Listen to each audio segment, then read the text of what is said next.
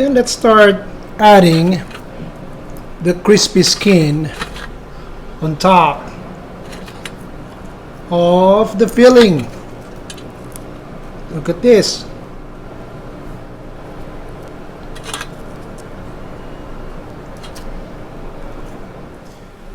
Ito po ang version ko ng Rellenong salmon.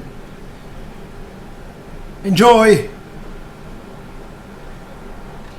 2 pounds salmon fillet, skin on. So after you wash it with cold water, just make sure you pat it with paper towels. Alright, just to remove the excess liquid from it. Okay.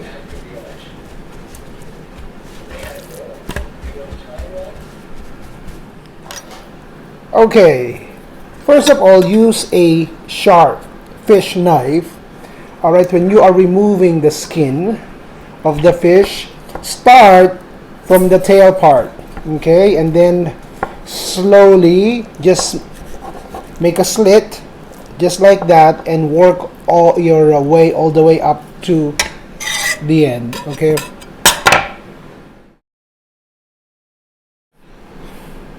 so this is the meat and this is the skin that I got from the salmon. Okay guys, I'm only going to be using half of the fillet. I'm going to save this for another dish later. This is 1 pound that I cut into these small pieces. I just remove it from both ends and I just save the middle part. Alright? Okay, we are just going to fry these. Alright? I'm using my Heritage Steel Cookware 13.5 deep wok. I coated the wok with cooking spray and I'm just frying the salmon pieces. Season it with a tiny bit of salt, pepper. As you cook the salmon and it becomes opaque, using your wooden spatula, break the flesh into small tiny pieces. Alright? You just want to break it as you cook it. Between 5 to 6 minutes, you can see the salmon is cooked and these are tiny pieces now. I think we are ready to move on to the next cooking process.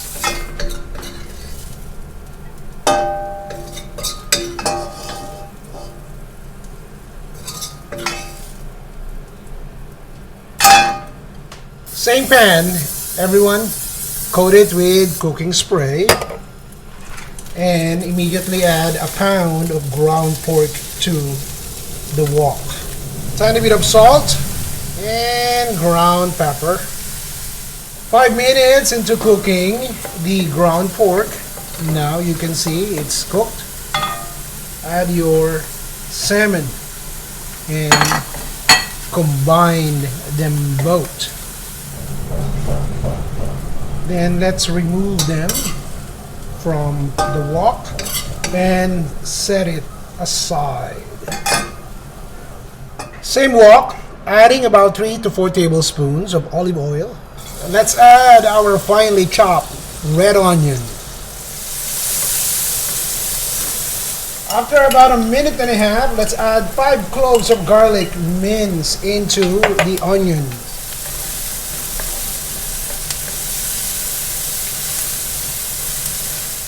Adding finely diced carrots, about 1.5 cups. After about 2 to 3 minutes, or when the carrots are soft, add your red bell pepper. 1 medium-sized red bell pepper seeded and diced. About 30 seconds into adding your red bell pepper, add 2 small boxes of raisins, pasas. Season it with tiny bit of salt and ground pepper. Adjust the heat to medium and then add your protein, ground pork and salmon.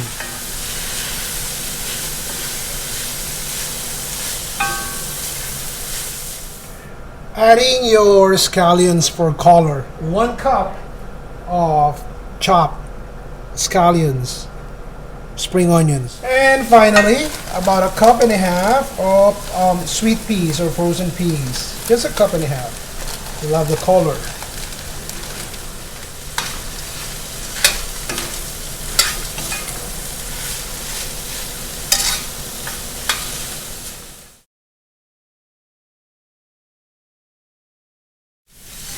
And after a minute, turn off the heat. Done. Okay, everyone, let's be honest. Sino po ang kumakain sa inyo? Who among you consumes or eat yung balat ng bangos kapag may relleno? Right? Most of the time, you just get rid of it. You take the filling and then you discard the skin. Alright? So I decided to use this in a way that people will eat it. Alright, let's face it, guys. Ito pong salmon skin, you know, you get a lot of nutrients from the skin itself, right? Alam nyo na yun, Google nyo. So, I'm just cutting this into small pieces and I'm gonna make this as a part of our dish that most of you will probably find it hard to resist. And before we do that, let's just season this with a tiny bit of salt and pepper. Okay, on both sides. Dapat may lasa. Okay. And then salt. Now I have a tiny bit of cornstarch and I'm just gonna dust it with a little bit of cornstarch. Ay, lagay na nga lahat. Mga what? 2 tablespoons ng cornstarch ang nilagay ko. So I'm just gonna dust it with cornstarch.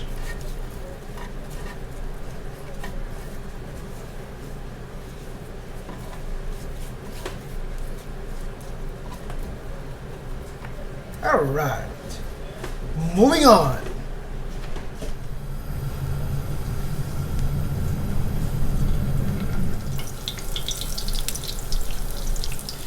All right, we will make the skin crispy.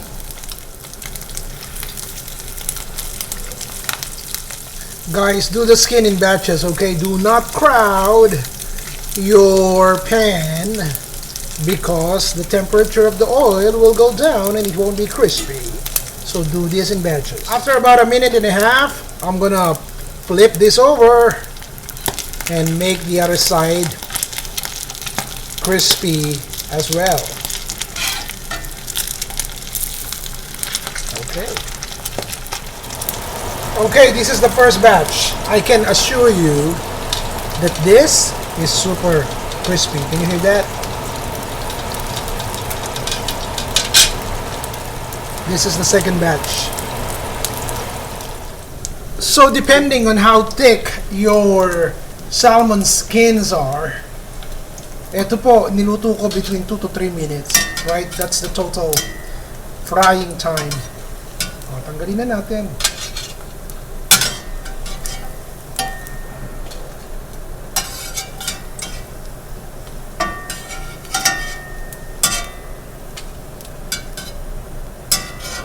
Let's see, allow the excess oil to drip.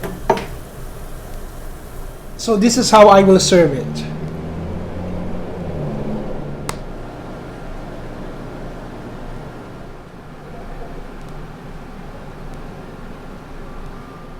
So normally, isang whole fish ang isa-serve natin, right?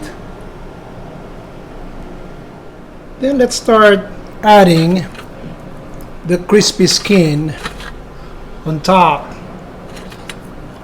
of the filling. Look at this.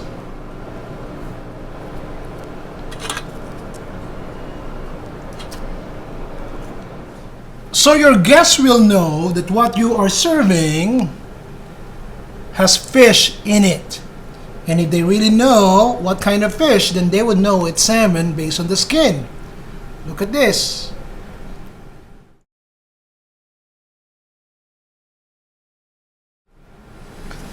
So why spend the time making the filling at the same time wrapping it or stuffing it using the skin? While in fact, after you serve it, you would know that most of your guests will leave the skin behind because it's not edible or it's soft. Do it this way. Make the skin crispy, serve it. You'll be happy in the end because your guests enjoyed the filling and ate the crispy skin. Enjoy, everyone. Ito po ang version ko ng rellenong salmon. Enjoy! Guys, for more exclusive Chef Ron Bilaro cooking videos, kindly press the like and also press the subscribe sa Chef Ron Bilaro YouTube channel. Until the next dish, alright? Ron Bilaro po. Bye, everybody. Love you.